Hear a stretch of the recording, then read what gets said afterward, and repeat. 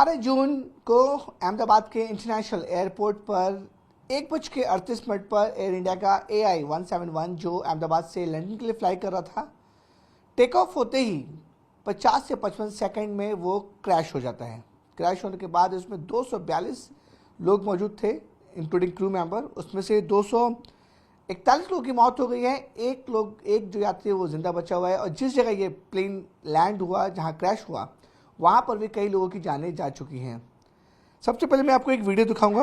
उस वीडियो में क्या है, क्या चीज़ दिख रही है, ये तो सब जान रहे हैं। ये देखिए, ये क्रैश का लाइव वीडियो है जो 17 साल के एक बच्चे ने मेघनानी नगर की एक बिल्डिंग से शूट किया। प्लेन टेक ऑफ होता है, सीधे सीधे डिसेंड होता है और क्रैश होने के बाद बड़ा सा आग का गोला निकलता है और इस तरीके का ये हादसा पूरा हो जाता है। ये जो वीडियो है, ये नॉर्मल वीडियो लेमन की तरह दिख रहा है कि प्लेन उड़ रहा है, कंट्रोल से बाहर हो गया और प्लेन गिरा और वो प्लेन जो है ब्लास्ट, उसमें प्लेन में जेट फ्यूल था, ब्लास्ट हुआ, धमाका हुआ और जो लोग प्लेन के अंदर मौजूद थे लगभग एक यात्री छोड़ के सब लोग की मौत हो गई। इस वीडियो को लेमन अलग तरीके से देखता है और ये जो वीडियो है उसे पायलट और एविएशन एक्सपर्ट और जो इंजीनियर्स होते हैं वो अलग तरीके से देखते हैं। इस वीडियो में क्या खास है, क्या अलग है, इस पर पूरी बातचीत करने के लिए इस समय हमारे साथ कैप्टन उमंग जानी जी हैं जो एरोनॉटिकल इंजीनियर भी हैं और पायलट भी हैं। उनसे बात करते हैं। कैप्टन उमंग, ये बताइए कि जो ये वीडियो है इसमें क्या डिफरेंस क्या दिख रहा है, क्या क्या पता चल रहा है इस वीडियो से? ये वीडियो में ये दिख रहा है कि जहाज जो है वो take off AI-171 take off करने के बाद सीधा ही क्लाइंब करना बंद कर देता है और फिर आगे जाकर वो नीचे की तरफ डिसेंड करते हुए क्रैश हो जाता है। जी, ये दिख रहा है। लेकिन जिससे क्या टेक ऑफ सही हुआ था? वीडियो में किस हिसाब से क्या लग रहा है कि क्या कुछ टेक्निकल इश्यूज हुए थे? ये जो एविएशन लैंग्वेज बोला कि नोज टेक ऑफ, वो टेक ऑफ सही हो रहा था, सब कुछ ठीक था, वीडियो में सब कुछ ठीक दिख रहा है? इलेक्ट्रॉनिक मीडिया और सोशल मीडिया में जिस प्रकार से जो ये वीडियो देखने को मिल रहा है तो उसमें तो ऐसा लग रहा है कि जो दूर से इसका वीडियो लिया गया है, काफ़ी दूर से वीडियो लिया गया है, तो उसमें तो ऐसा दिख रहा है कि जहाज जो है थोड़ा सा टेक ऑफ रन लेता है, उसके बाद नोज अप होता है, जहाज हवा में एक नॉर्मल टेक ऑफ की तरह ही वो टेक ऑफ करता है, वो ऐसा दिख रहा है। जी, लेकिन एज अ पायलट आप इतना आपने फ्लाई किया है, आप एरोनॉटिकल इंजीनियर्स भी हैं, क्या लग रहा है प्राइमरी फेसी क्या हुआ होगा जो सिर्फ 40-50 सेकंड में पायलट ने मेडे का कॉल दिया और प्लेन क्रैश हो गया? प्लेन जब क्रैश होता है तो उसके कई कारण हो सकते हैं। जैसे कि अगर ये कारण है, इसमें जो दिख रहा है वो टेक ऑफ करने के बाद अभी जो चल रहा है, जो भी मीडिया में चल रहा है, वो उसके हिसाब से बोल रहे हैं कि भाई 2 इंजन फेल हो गए थे। मगर ये हो भी सकता है, नहीं भी हो सकता है, क्योंकि दोनों इंजन एक साथ अगर फेल होते हैं तो ऐसा तो सिर्फ जो हडसन रिवर वाला जो एक्सीडेंट हुआ था उसी में ये, यानी इट्स अ बहुत ही रेयरेस्ट इंसिडेंट है कि दोनों इंजन एक साथ फेल हुए हो। साथ में ये भी है कि टेक ऑफ करने के बाद कभी कभी ऐसा हमें महसूस होता है कि जहाज हम क्लाइंब करने की कोशिश करते हैं, क्लाइंब नहीं कर पाता है। तो उसके लिए कभी कभी ऐसा होता है कि डाउन ड्राफ्ट करके, यानी अगर आप वेदर के बारे में देखें, वेदर पॉइंट ऑफ व्यू देखें तो जो डाउन ड्राफ्ट का मतलब होता है कि जो हवा जो होती है, हवा ऐसे ऊपर से नीचे की तरफ आती है, ऐसे इस तरह से वो चलता रहता है। तो अगर जो डाउन ड्राफ्ट है, उसका डाउन ड्राफ्ट के अंदर अगर जहाज एंटर कर जाता है तो भी वो क्लाइंब नहीं कर पाता है। और ख़ासतौर पे जो अगर जहाज हैवी होता है, हैवी मतलब उस वक्त जहाज की स्पीड कम होती है और जब टेक ऑफ करते वक्त फ्यूल भी काफ़ी ज़्यादा भरा हुआ होता है, तो जहाज हैवी भी होता है, तो उस वक्त भी क्लाइंब करने में उसको ज़्यादा पावर की ज़रूरत पड़ती है और डाउन ड्राफ्ट में क्लाइंब करना मुश्किल भी हो जाता है। अगर नॉर्मल क्रूज़ करते हैं और डाउन ड्राफ्ट फेस करते हैं तो भी जहाज हाइट लूज़ कर सकता है। कभी कभी गर्मियों में ऐसा होता है कि एटमॉस्फेयर के अंदर कभी कभी लो डेंसिटी पॉकेट भी जनरेट होते हैं। तो ये कई मुसाफरों ने एक चीज़ ऑब्जर्व की होगी कि जैसे कि जहाज उड़ रहा है और सडनली जहाज डिसेंड करने लगता है, सारे ऑपरेशंस नॉर्मल होते हैं, सब कुछ नॉर्मल ठीक से चल रहा होता है, मगर फिर भी जहाज नीचे की तरफ आना शुरू हो जाता है। थोड़ी देर के लिए नीचे आ जाता है। अब जैसे अल्टीट्यूड ज़्यादा है तो जहाज फिर से नॉर्मली अपनी अल्टीट्यूड गेन कर रहता है, मगर जब ग्राउंड से काफ़ी नज़दीक हो तो अगर डाउन ड्राफ्ट मिल जाता है तो एयरक्राफ्ट डिसेंड होता है तो उसको रिकवर करने का मौका नहीं मिल सकता। ये पॉसिबिलिटी लग रही है। ओके। पॉसिबिलिटी। हाँ, कैप्टन उमंग, एक जो बातें आ रही कि इसमें आरएटी रैट ओपन हुआ था, ये लेमन की भाषा में समझना चाहिए आरएटी होता क्या है, इसका फुल फॉर्म क्या है, इसका यूज़ क्या है? अच्छा, आरएटी का मतलब होता है ram air turbine. Ram air turbine यानी विमान के अंदर एक छोटा सा प्रोपेलर होता है जिसके पीछे एक जनरेटर लगा हुआ होता है, मगर वो विमान के अंदर रहता है।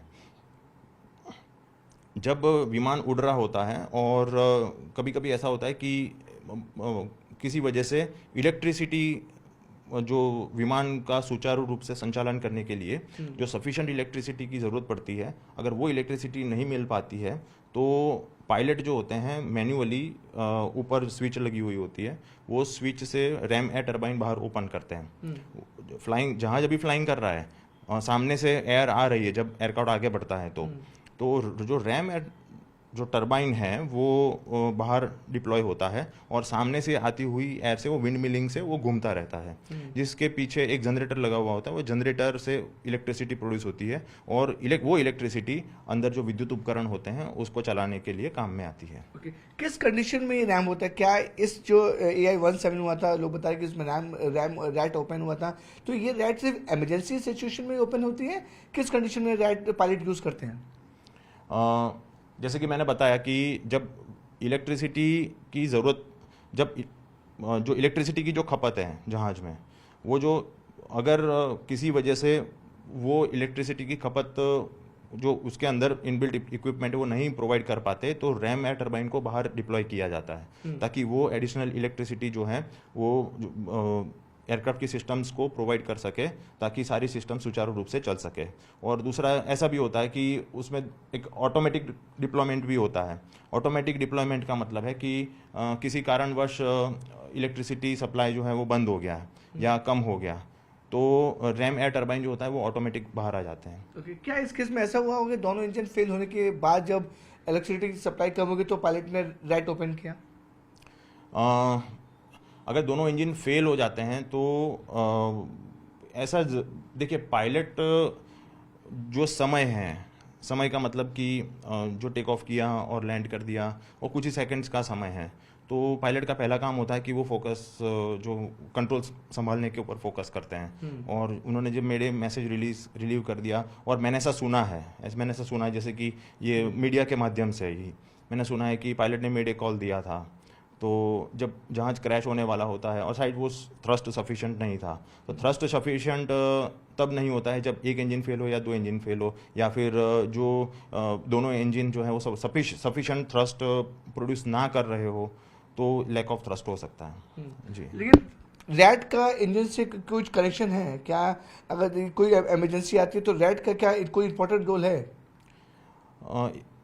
देखिए, जैसे कि मैंने बताया कि इलेक्ट्रिसिटी का अगर सप्लाई रुकता है, दोनों इंजन फेल होना ये रेयर केस है। मैं ऐसा नहीं कह रहा हूँ कि दोनों इंजन फेल हुए ही हैं या नहीं हुए हैं, बट ये बहुत ही रेयर केस में ऐसा होता है कि क्योंकि दोनों इंजन इंडिपेंडेंटली वर्क करते हैं।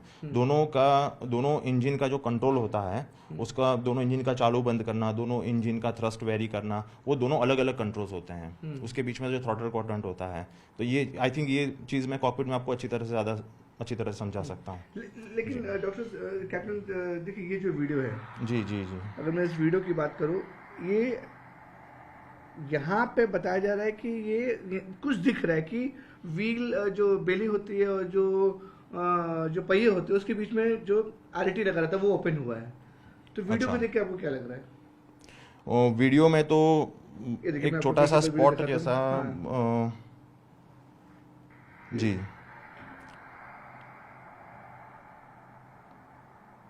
इस साइड, हाँ,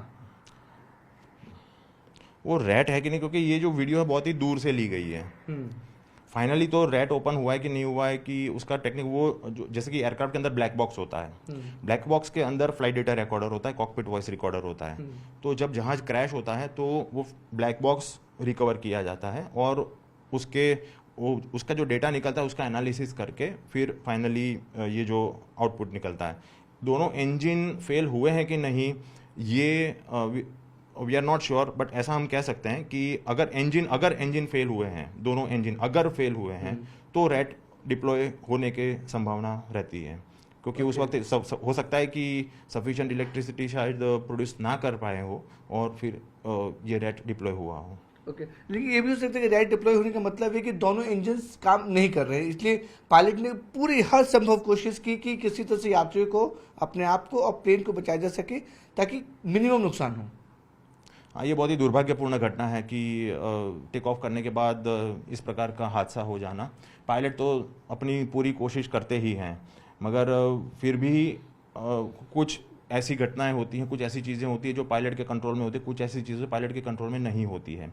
मैं आपको एक उदाहरण के साथ बता सकता हूं कि एक बोइंग 747, ये सत्य घटना है, बोइंग 747 उड़ते हुए जो वॉल्केनिक ऐश होती है, क्रूज जब कर रहा है तो वॉल्केनिक ऐश के अंदर एंटर कर गया था।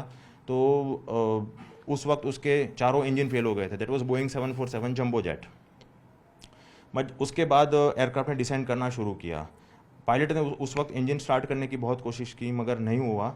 जब शायद वो 10,000 फीट के नीचे जब वो डिसेंड करते हुए आए और काफ़ी कुछ कितने किलोमीटर आगे ट्रैवल किया, धीरे धीरे जहाज नीचे आया, 10,000 फीट के नीचे जब एयर डेंसिटी बढ़ी तब जाके पायलट फिर से वो इंजन को स्टार्ट कर पाए, यानी चारों इंजन फिर से सुचारू रूप से चलने लगे। और तो कभी कभी ऐसा भी होता है, कुछ परिस्थितियाँ ऐसी होती है पायलट के कंट्रोल में होती है, कुछ परिस्थितियाँ ऐसी होती है पायलट के कंट्रोल में नहीं होती है। तो ये इसके संबंधित ये कुछ ऐसी परिस्थितियाँ रही होगी जो पायलट के कंट्रोल में नहीं है जी।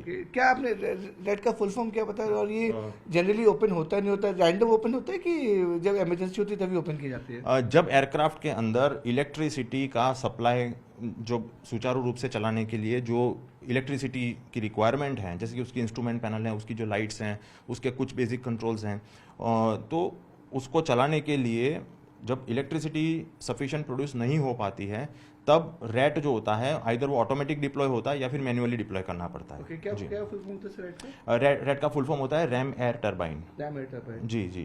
ओके तो अभी जांच के बाद ही पता चल पाएगा एग्जैक्टली क्या सिनेरियो रहा होगा? बिल्कुल। देखिए, जहाँ तक कि मेरे पास इंफॉर्मेशन है तो उसमें मैंने पढ़ा कि उसमें DGCA हैं, फिर क्या बोलते हैं एयर एक्सीडेंट इन्वेस्टिगेशन बोर्ड हैं, नेशनल ट्रांसपोर्टेशन सेफ्टी बोर्ड हैं, कुछ यूरोपियन एजेंसी हैं वो भी, और उसको कुछ दूसरे तरीके से भी वो सारी जांच एजेंसियां उसमें लगी हुई है। ब्लैक बॉक्स रिकवर हुआ है तो जब जांच खत्म होगी उसका जो रिजल्ट आएगा उसके बाद ही हम एग्जैक्टली कह पा सकते हैं। अभी हम कोई जजमेंट पे नहीं आ सकते कि ऐसा ही हुआ होगा।